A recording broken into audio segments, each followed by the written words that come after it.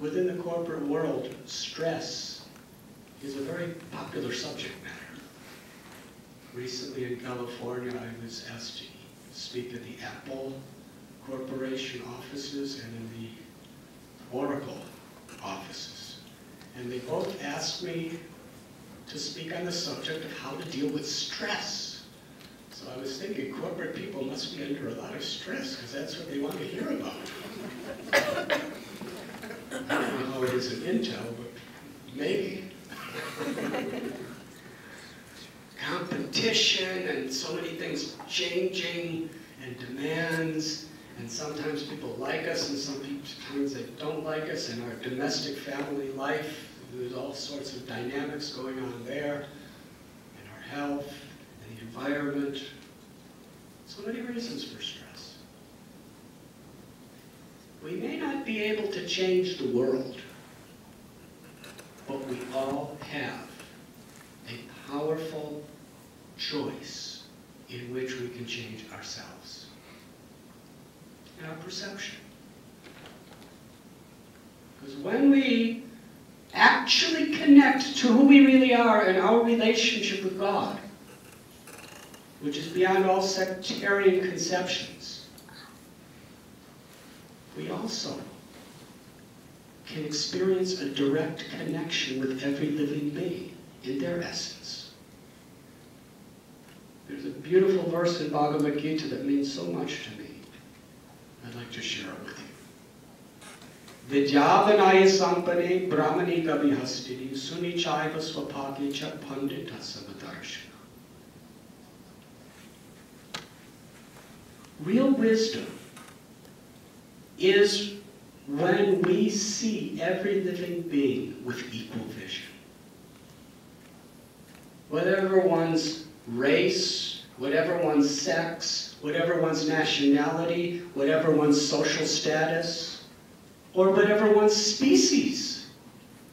Whether one is a human or an elephant or a cow or a dog or a cat, we see that wherever there is life, there is the presence of something very sacred, a part of God. When we realize that part of God within ourselves, we can also realize it within all living beings. You cannot love God and not like anyone. You may not like what they do, but in essence we see that living force that's giving life is divine. But due to the various coverings of ego, we act and speak in so many ways. Some people think if one becomes too spiritually happy, then they will not be competitive, and they will not be able to utilize the best of their intelligence and their physical abilities. But that's not the case. Which is a stronger motivating force? Greed and ego, or love? A mother's love, a mother who really loves her child, she's on call 24 hours a day, willing to do everything and anything for that child as an expression of love. There's no ego or greed. So if we access that dormant love within ourselves, not only do we find the inner satisfaction of who we really are in our relationship with God, but through our careers, whether we're engineers or managers or teachers or doctors or lawyers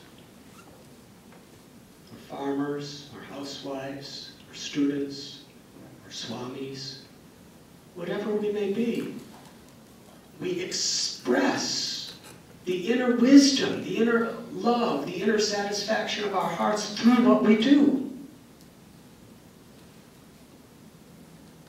With compassion. You said something very interesting about competitiveness in the corporate culture.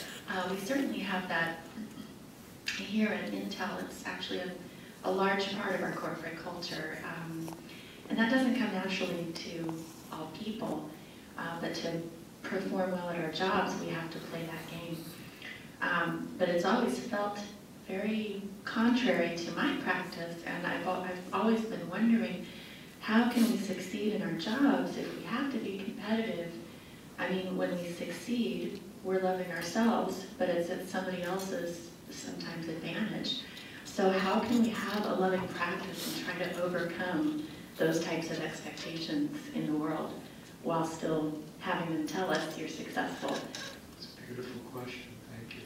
From your heart, that makes it so nice. Integrity is to maintain our ideals and our values even in the face of temptation and fear.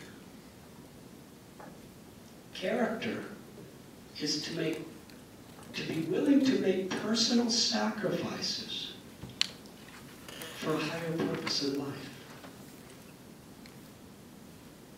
And this every human being has the opportunity to integrate within their life.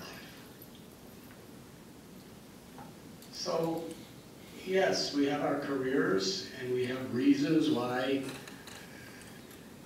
our career is very important to us. And competition is very much a part of it, especially in corporations.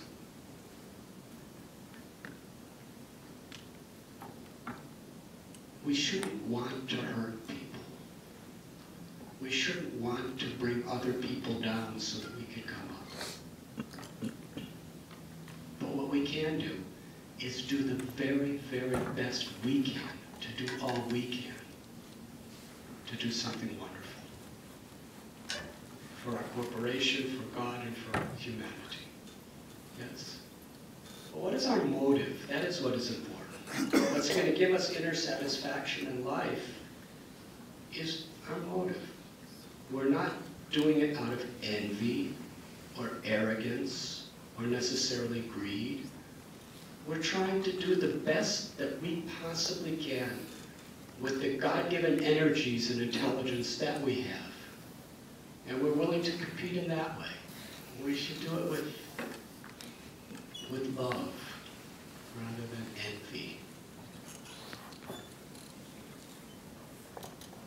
And Bhagavad Gita was spoken in that context. Arjuna was a warrior and he had to fight a war to protect the innocent. And Krishna spoke Bhagavad Gita not to tell him not to fight, because he had to do it. Otherwise the innocent people would have been plundered and exploited and suffered. He told him how to do it. Now war is pretty competitive. It's about as competitive as anything could be. It was just in this extreme setting that Bhagavad Gita was spoken. If a warrior could be competitive with divine consciousness, out of love and compassion, not sectarian ideas or selfish ideas, if a warrior could do it under that, then any of us could do it. Even in Intel. Bhagavad Gita teaches us to see it from the eternal reality of our soul. To harmonize our physical actions, our mental thoughts with our heart. And to be